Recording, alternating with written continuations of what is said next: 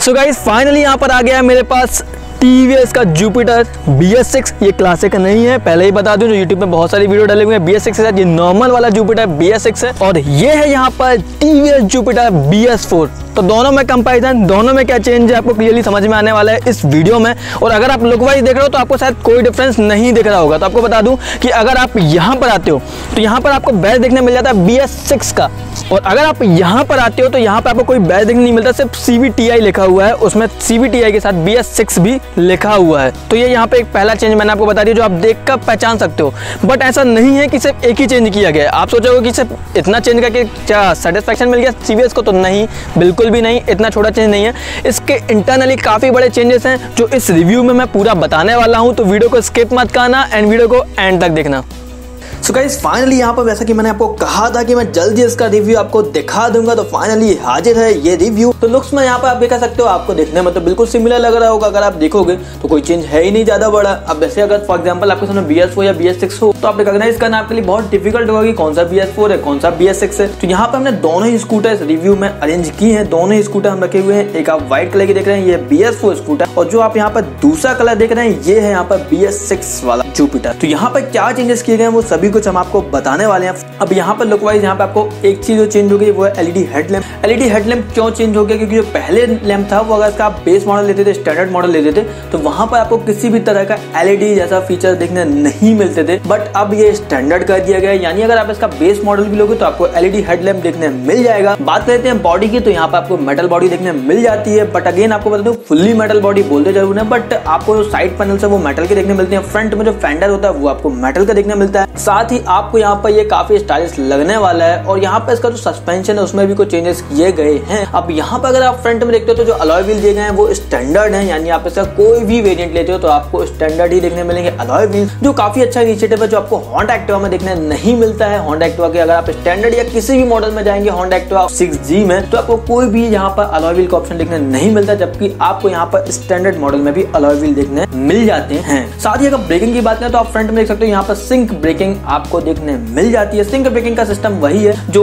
Obviously जो सभी scooters में आप दिखते हैं। रियर ब्रेक को अप्लाई करेंगे, फ्रंट ब्रेक ऑटोमेटिकली लग जाता है, जिससे आपके स्किड होने के चांसेस बहुत कम हो जाते हैं। और यहाँ पर अगर आप दोनों स्कूटर कंपेयर करें तो दोनों में ही ये फीचर कॉमन है। अब बात कर लेते हैं यहाँ पर सीटिंग की, तो सीटिंग में भी यहाँ पर टेक्सचर में चेंजेस किए गए हैं। जैसे कि आप देख पा रहे हो सीटिंग चेंज हो गई है पहले के कंपैरिजन में, क्योंकि यहाँ पर आपको ज्यादा अच्छा टेक्सचर देखने मिल जाता है और ये स्टैंडर्ड मॉडल ही है, तो यहाँ भी आपको टेक्सचर में चेंजेस देखने मिल रहे हैं। अगर आप यहाँ पर इसके बूट स्पेस पे आते हैं तब आपको डिफरेंस समझ में आएगा कि कौन सा BS4 है कौन सा BS6 है। आइए दिखाते हैं कैसे है डिफरेंस। तो यहाँ पर मैं अपना ट्राइपॉड लिया हुआ हूँ, आप देख सकते हो ये ट्राइपॉड में इंसर्ट करता हूँ अगर BS4 स्कूटर में। अब आप यहाँ पर देख रहे हो ये BS4 स्कूटर है, इसमें अगर मैं ट्राइपॉड को रखना चाहूँ तो मुझे फोल्ड करना पड़ेगा, डायरेक्टली ट्राइपॉड नहीं रख सकता हूँ, क्योंकि यहाँ पर सामने काफी सारा स्पेस था, वो बैटरी ने ऑक्यूपाई करके रखा हुआ था, जो कहीं ना कहीं स्पेस को यूटिलाइज सही तरीके से नहीं किया गया था। बट अब BS6 में बैटरी को चेंज कर दिया गया है, बैटरी की पोजिशनिंग आगे कर दी गई है, जिसके कारण आपको बूट स्पेस ज्यादा देखने मिल जाता है। इसकी लेंथ आप देख पा रहे हो ज्यादा हो गई है। और यहाँ पर मैं आपको इस ट्राइपॉड को भी रख के दिखा देता हूँ, तो आप देख सकते हो यहाँ पर ट्राइपॉड भी मैं इजीली रख पा रहा हूँ, यानी ट्राइपॉड रखने में मुझे कोई ज्यादा बड़ा इशू नहीं हो रहा है। इसकी लेंथ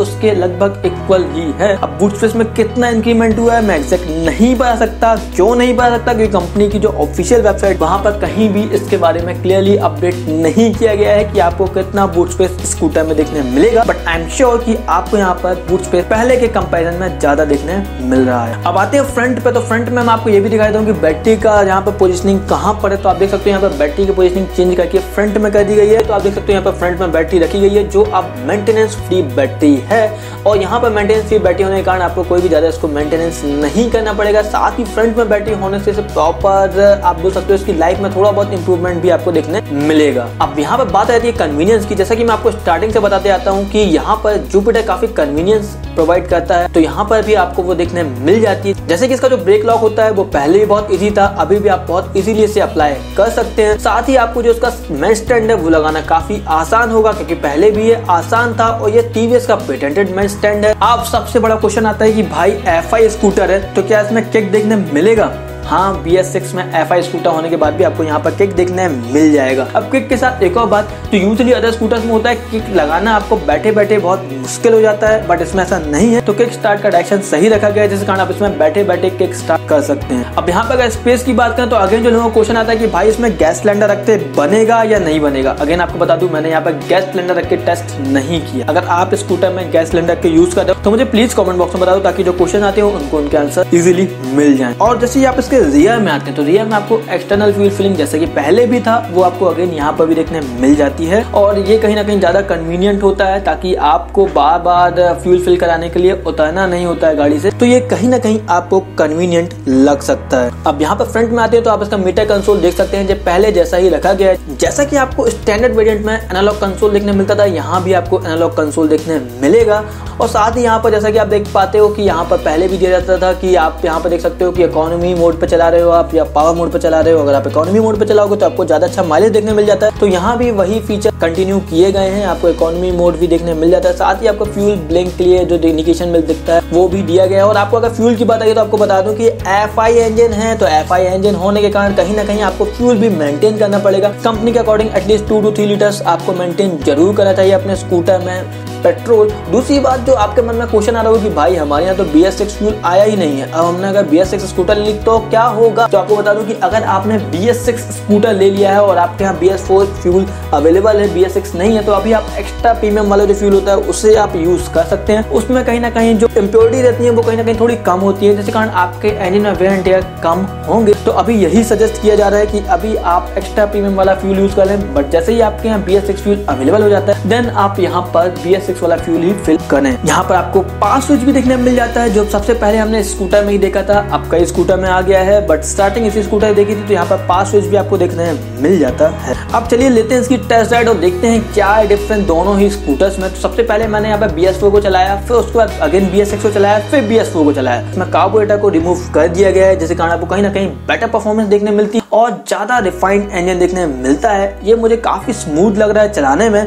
और अगर आप इसके पावर फिगर्स की बात करो तो पावर फिगर्स में अभी आपको एग्जैक्ट डिस्क्लोज नहीं कर सकता। क्यों नहीं कर सकता? क्योंकि यहाँ पर अभी कंपनी की ऑफिशियल वेबसाइट पर इसे डिस्क्लोज नहीं किया गया। प्राइसिंग जरूर डिस्क्लोज हो गई है, बट कहीं भी यहाँ पर इसके स्पेसिफिकेशन के बारे में नहीं दिया गया है, इसलिए मैं कहीं भी इसके आपको पावर एंड टॉर्क के बारे में नहीं बता सकता। हाँ, अगर पिछले पावर टॉर्क की बात करें तो पहले आपको 8 PS का अराउंड पावर देखने मिलता था, और अगर दूसरी वेबसाइट्स की बात करें तो वहाँ पर 109.7 cc का इंजन मेंशन किया गया है, जिसकी पावर 7.99 PS बताई गई है और 8.4 न्यूटन मीटर का टॉर्क मेंशन है। बट स्टिल आपको बता दूं ये कंपनी की ऑफिशियल अनाउंसमेंट नहीं है, कंपनी ने अभी ऑफिशियली अनाउंस नहीं किया है कि इसके पावर फिगर्स क्या होने वाले हैं। बट हाँ, काफी ज्यादा स्मूथ जरूर हो गया है स्कूटर। अगर आप BS4 को राइड करोगे फिर उसके बाद BS6 को राइड करोगे तो आपको समझ में आएगा स्कूटर में स्मूथनेस काफी ज्यादा है। और साथ ही अगर आप इसे राइड करोगे तो आपको थोड़ा ये क्विक लगता है, मुझे पर्सनली क्विक लग रहा था, थोड़ा ज्यादा अच्छा एक्सेलरेशन देखने मिल रहा था और स्मूथ एक्सेलरेशन था, यानी सडन एक्सेलरेशन नहीं है, बट काफी स्मूथली स्कूटर अपनी स्पीड अप करता है। और यहाँ पर आपको फ्यूल इंजेक्शन के कारण कहीं ना कहीं ज्यादा स्मूथनेस फील होगी। और यहाँ पर अगर आप इसे BS4 के साथ कंपेयर करते हो तो इसका जो ओवरऑल राइड क्वालिटी है वो बहुत ज्यादा अच्छे से इंप्रूव कर दी गई है। साथ ही कंफर्ट की बात करें तो इसका सस्पेंशन में इंप्रूवमेंट किए गए हैं। फ्रंट में आपको टेलीस्कोपिक सस्पेंशन देखने मिल जाता है, जिसके कारण ऑब्वियसली इसका जो सस्पेंशन है बहुत अच्छे से काम करता है। और मुझे जो पर्सनली फील हुआ, कंपनी के ऑफिशियल स्टेटमेंट में तो कहीं मेंशन नहीं है अभी, क्योंकि मेंशन ही नहीं किया गया, बट मुझे पर्सनली इसका जो फ्रंट सस्पेंशन और रियर सस्पेंशन दोनों ही इंप्रूव लग रहे हैं। क्योंकि यहाँ पर फ्रंट सस्पेंशन में कहीं ना कहीं मुझे शॉक बिल्कुल भी फील नहीं हो रहे थे। मैंने BS4 चलाया तो उसमें मुझे हल्के फुल्के शॉक फील हो रहे थे, बट BS6 में तो भाई बिल्कुल भी फील नहीं हो रहे थे। जबकि दोनों स्कूटर नए हैं, दोनों स्कूटर के शॉक एब्जॉर्बर्स में कोई भी काम नहीं हुआ है, बट फिर भी BS6 का जो शॉक एब्जॉर्बर्स है वो कहीं ना कहीं बेटर है परफॉर्मेंस के मामले में, क्योंकि कहीं ना कहीं ये शॉक को प्रॉपर तरीके से एब्जॉर्ब कर रहे हैं। और रियर में आपको ज्यादा अच्छे शॉक एब्जॉर्बर्स देखने मिलते हैं। पहले जैसे कि आप देखते थे पहले भी यहाँ पर गैस चार्ज मोनो सस्पेंशन देखने मिलता था, अभी भी आपको गैस चार्ज मोनो सस्पेंशन देखने मिलता है, बट कहीं ना कहीं इसमें थोड़ा बहुत इंप्रूवमेंट किया गया है, जिसके कारण मैं खुद फील कर पा रहा हूँ कि मुझे शॉक बिल्कुल भी फील नहीं हो रहा है। मैंने जैसा कि आप देख पा रहे हो खराब रोडों पर भी स्कूटर को चलाया, सिटी में भी चलाया, और जैसा कि इंडियन रोड्स को आप जानते हो बहुत रोड्स में होते हैं पॉटहोल, तो वहां पर भी मुझे कहीं भी शॉक फील नहीं हो रहे थे इस स्कूटर में। तो कहीं ना कहीं यहाँ पर इसकी राइड क्वालिटी में इंप्रूवमेंट हुआ है।